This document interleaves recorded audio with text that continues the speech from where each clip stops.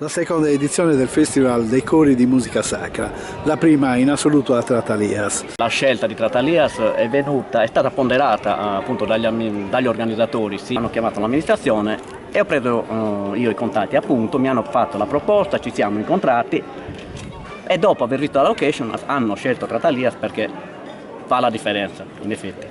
Sono 5 gruppi tra italiani e stranieri. Però la particolarità è che tra questi 5 gruppi quest'anno c'è anche il gruppo di Tratalias. Esatto, è il gruppo di Tratalias perché anche qui nasce tutto dal contesto, perché avendo fatto il nome della chiesa Santa Maria di Monserrato, appunto non si poteva non fare il nome del gruppo Santa Maria Monserrate, che è strettamente legato logicamente alla nostra chiesa. E poi abbiamo voluto anche inserirlo, visto che gli è stata data così la possibilità di avere una visibilità internazionale, quindi fuori dal territorio nazionale, come hanno avuto appunto i cori che oggi ospitiamo, che ce n'è praticamente uno libanese, uno spagnolo ed uno belga. Questa è la seconda edizione del Festival Corale al Sole della Sardegna, realizzato in collaborazione con il Festival Internazionale Corale Verona Cada Estate. Il festival ha come primo obiettivo cercare di contribuire alla conoscenza e alla diffusione del canto corale, creando occasioni di incontro e scambio fra gruppi corali di paesi diversi con i cori sardi.